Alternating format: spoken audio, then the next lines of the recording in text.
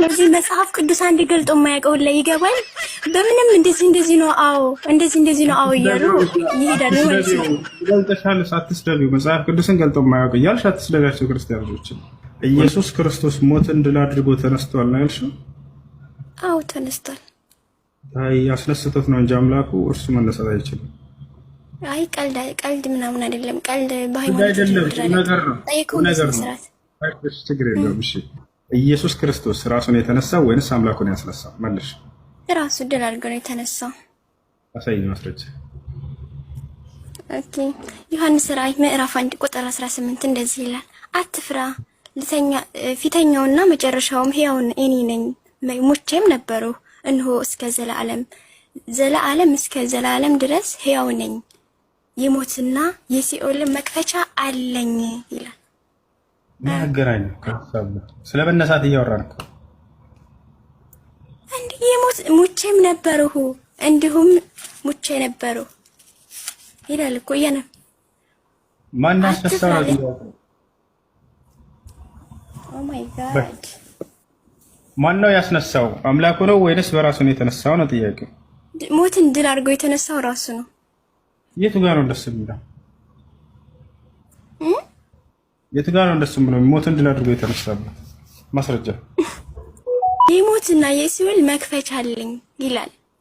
ረበ ፈጣሪ ይቅርታ፣ አማርኛ ስንተኛ ቋንቋሽ ነው? በቀላል አምላኩን ያስነሳው እያልኩሽ ነው አይደል? በራሱ አልተነሳም። አምላኩን ያስነሳው ከ15 ጥቅስ በላይ ሰጥቷል። እስቲ አንድ ማስረጃ ከራስ መጽሐፍ ከራስ ቁርአን እስኪ አንድ እኔ የሞትና የሲኦል መክፈቻ አለኝ ስለበነሳት ነው። ችግር የለም። እሺ በቃ እኔ ነኝ የፈጠርኳችሁ። ማን ያስነሳው? ኦ ማይ ጋድ። እሺ መጽሐፍ ቅዱስ ይዘሻል? መጽሐፍ ቅዱስ የለኝም። ካለ መግለጽ ትችላለህ? ኦሪት ዘፍጥረት ሲግለጥና እስኪ ላንብብልህ። ኦሪት ዘፍጥረት አንብቤ እዚህ ጋር ያ በይ እግዚአብሔር እኮ ኢየሱስ ክርስቶስ ነው። አንብቤው አንድ ጊዜ መጀመሪያ ላይ አድርገው። ያ አንብቤው መጀመሪያ ላይ አድርገው። ስለምን እንደሚያወራ መጀመሪያ ላይ አንብበው። ማን እንዳስነሳ የሚናገረው ጥቅስ እዚህ ጋር ነው። ጥቅሱ ሌላ ነው። መጀመሪያ ያለው የሚጠቅሰው እኮ ስለሞትና ስለማስነሳት እሱ አይደለም። እንደዚህ የሚለው ማን ያስነሳው የሚለውን እዚህ ጋር ነው የሚናገረው። ወገናችን ስለ ክርስቶስ መነሳት የሚናገረው እዚህ ጋር ነው። ማን እንዳስነሳ ይነግርሻል። ክርስቶስ ራሱ ተነሳ የሚል ላ ይሄን ኢየሱስን በቃ ራሱ ኢየሱስ ነው አይደለም። እግዚአብሔር ራሱ ኢየሱስ ነው። አብ ነው ያስነሳው። አብ ማለት ማን? አብ ወልድ መንፈስ ቅዱስ አንድ እግዚአብሔር ነው። እሱ አይደለም ጥያቄ። ኢየሱስ ክርስቶስ እንዳልሆነ አብ እንደሆነ ያስነሳው አሳይሻለሁ። ይሄ እግዚአብሔር የተባለው መንፈስ ቅዱስ ማለት አብ ማለት ሶስት ነው። ሶስት ደግሞ አንድ ነው፣ እግዚአብሔር ነው። አብ ወልድ መንፈስ ቅዱስ ስለተባለ ብቻ ሶስት አይባልም። ወይም አብ ሌላ ነው ወልድ ሌላ ነው ማለትም አይቻልም። መጀመሪያ አድርገውና ላንብብልህ። ወይም ኦሪት ዘፍጥረት ለምን አትገልጥልኝም? አሁን ስለመነሳት እያወራን ነው። ከዚያም እዚያም አትዝለያ። ይሄን ጨርሽና ስለመነሳቱ ራሱ እግዚአብሔር ነው። ኢየሱስ ክርስቶስ እግዚአብሔር አስነሳው ይላል። ራሱ እግዚአብሔር ራሱ ኢየሱስ ነው። ራሱ አይደለም አምላኩን ያስነሳው። ባያስነሳው በስብሶ ይቀር ነበር። ምን ታያለሽ? ላ እንደዚህ እንትን እንድትል ምናምን አልፈልግም። ገባ ቆሪ ዘፍጥረት እንደዚህ መጽሐፉ ላይ ያለው ነው። ባያስነሳው እግዚአብሔር በስብሶ ይቀር ነበር። አይቀርም። እሺ ቆይ አንድ ጥያቄ። መጽሐፍ ቅዱስ ራሱ ኢየሱስ ክርስቶስ እየተቀደሰ ነው። ገባ ከመጽሐፍ ቅዱስ ዝም ብሎ ከሰማይ ተወርሮ የሚመለክ ወይም የሚነበብ አይደለም። እሺ መጽሐፍ ቅዱስ ማን ነው የጻፈው? የእናንተን ቁርአን። ከዛ ወደዚያ አትዝለይ። ባያስነሳው ድሮ ምን ይሆን ነበር? ኢየሱስ ክርስቶስ በስብሶ ይቀር ነበር አይደል? እሱ ነው ሞት እንዲህ አድርጎ የተነሳው። የሞትና የሲኦል መክፈቻ አለኝ ማለት ነው። ሞት እንዲህ አድርጎ ተነስቷል። በስብሶ እንደሚቀር ባያስነሳው አምላኩ አንብቢ እዚህ ጋር ውሰች በስብሶ ይቀራል ብሎ መጽሐፍ ቅዱስ ላይ ጽፏል። የምትጠቀመውን አማርኛ ወቅ ገባ ያውና የተጻፈ ነው። አንብቢ እያልኩሽ እኮ ነው ሸጊት። እሺ በቃ አንድ ነው ወይ መጀመሪያ ላይ አድርገው ላንብብልክ። ወይም ኦሪት ዘፍጥረት ለምን አትገልጥልኝም? ኦሪት ዘፍጥረት ለምን እንዳይገለጥ ፈራ? ምዕራፍ 1 ላይ ገለጥልኝና ላንብብልኝ። እሺ ትንሿ እግዚአብሔር ክርስቲያን ሁኑ ብሎ ያዘዘበት ቦታ አለ ወይስ የለም? ቀጥያ አለ እኔ አወጣለሁ ማስረጃ ማለት ነው። ግን ከተገኘ ምን ትላለህ? የለም እያልክ ነበር። ከተገኘ ምን ትላለህ ወደሚለው እንቀጥላለን። ችግር የለውም። መልስ አለኝ ብለሽ ነው የገባሽው አይደለ? ስለዚህ እግዚአብሔር ክርስቲያን ሁኑ ብሎ ራሱ ኢየሱስ ክርስቶስ ነው። አዳምጠኝ። ማቴዎስ ወንጌል ምዕራፍ 15 ቁጥር 18 እንደዚህ ይላል። ወደ ኢየሱስ እንሄዳለን። እኔም እልሃለሁ አዳምጫ እግዚአብሔር ክርስቲያን ሁኑ ብሎ ያዘዘበት ቦታ አለ ወይ? እኮ አለ እንዴ? ልመልስልህ እኮ ነው። አዳምጠኛ። ቤተ ክርስቲያን ይሰራሉ የገሃነም ድርሻትም አይችሏትም ማለት ምን ማለት ነው? ምን ማለት ነው ወደሚለው እንመጣለን። ክርስቲያን ሆኖ የሚለው ትእዛዝ የት ነው? አሁን ጥያቄ። እሺ ማስረጃ ደግሞ ልግለጽልህ። ትንቢተ ኤርምያስ ምዕራፍ 1 እግዚአብሔር ቃል ወደ እኔ እንዲህ ሲል መጣ። ይሁድ ስላልሰራህ በሆድ ሳልሰራህ አውቀሃለሁ፣ ከማህፀንም ሳትወጣ ቀድሼሃለሁ፣ ለአህዛብም ነቢይ አድርጌሃለሁ ይላል። ቀጣይ ዮሐንስ ወንጌል ምዕራፍ 14 ቁጥር 16 ብትወደኝስ ትእዛዜን ጠብቁ ይላል። እንደዚህ ማለት ምን ማለት ነው?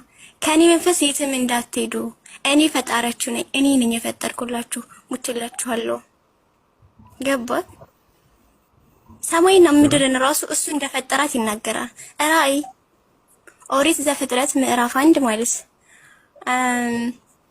ምዕራፍ 1 እስከ 30 ገልጧል ማለት ነው። እዚህ መጽሐፍ ቅዱስ አንድ ገልጦ የማያውቀው ላይ ይገባል። በምንም እንደዚህ ነው፣ አዎ እንደዚህ ነው፣ አዎ እያሉ ይሄዳሉ ማለት ነው። ገልጠሻል፣ አትስደቢው። መጽሐፍ ቅዱስን ገልጦ የማያውቅ እያልሽ አትስደቢያቸው ክርስቲያኖች። አልሰርብም። መጽሐፍ ቅዱስ ራሱ ኢየሱስ ክርስቶስ አንዴ እሺ ቀጥታ ቃል እያለ የነገር እሱ ተረድቶ ነበር፣ ገብቶታል እሱ። ለማንኛውም ክርስቲያን ሆኑ ተብሎ የታዘዘበት አንዲትም ቦታ ላይ የለም በመጽሐፍ ቅዱስ ላይ። ያሳዝናል። ያ ነው በክርስቶስ ስለማመን ክርስቶስን ስለመከተል እሱ አይደለም ጥያቄ። ገብታችኋል አይደል? ስለ ሃይማኖት ነው ጥያቄ፣ ስለ ግለሰብ አይደለም። የእግዚአብሔር ክርስቲያን ሆኖ ብሎ ያዘዘበት ቦታ አለ ወይ ብለን ስናይ የትኛውም ቦታ ላይ የለም። ቤተ ክርስቲያን ሰራ አለው ማለት ክርስቲያን ነው አይደለም? ለቤተ አምልኮ አይደለም ጥያቄ፣ ስለ ቤተ አምልኮ አይደለም፣ ስለ ሃይማኖት ነው። ክርስቶስን የሚያምን አሁን ተፈርዶበታል የሚልሽ ምንድን ነው ትርጉሙ? በእግዚአብሔር ቃል ነው የተነገረው መቼም እሱ። እኔ ብርሃን ነኝ ይላል። እኔ ብርሃን ነኝ፣ በብርሃኔም ተመላለሱ። ብርሃን ስላላችሁ እኔ ብርሃን ነኝ፣ በብርሃኔም እመኑ፣ ብርሃንም ስላላችሁ ተመላለሱ ብሎ በሚያደንቅ ቃሉ ተናግሯል። የኛ አምላክ እንትን ልጠይቅህ አንዴ እሱ እኔም ልወጣ ነውና አንድ ጥያቄ ልጠይቅህ። ሶሪ የመጨረሻ ጥያቄ ልጠይቅና እንትን የአላህ እጆች ሁለቱም ቀኛቸው የሚለውን ነው መልሱ። ምስስ ልመልስልህ ነው። አብሽር። እሺ ብዙ እንትን ነው የውጮችን ቪዲዮ አይቼ ነበርና ሁሉም አምኖበታል። አብሽር። እሺ እንደዚህ ጥያቄዎች የምትጠይቁ ልጆች፣ ስለ እስልምና የሰማችሁትን የምትጠይቁ ልጆች ተባረኩላለሁ። አመሰግናለሁ። ለምን ጠይቃችሁ ብለን አንቆጣም። እንዳውም ደስ ነው የሚለኝ መታችሁ እዛ የምትሰሟቸውን ሁሉ ስለ እስልምና ማንኛውም ሰው እዚህ በነፃነት መጥቶ መጠየቅ ይችላል።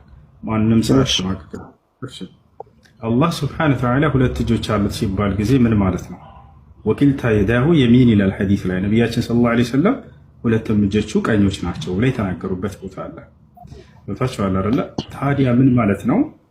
ሁለቱም እጆቹ እንደዚህ ቀኝ ናቸው እንጂ ግራ የለውም በሚል ተረድተውታል ሰዎች። እንደዛ አይደለም። በሌላ ሐዲስ ላይ ነብዩ ሰለላሁ ዐለይሂ ወሰለም ግራም እንዳለ ተናግረዋል። ሐዲስ ላይ ሲናገሩ ቁጥሩን እሰጥሃለሁ ከፈለከው፣ ሶሒህ ሙስሊም ላይ ይገኛል።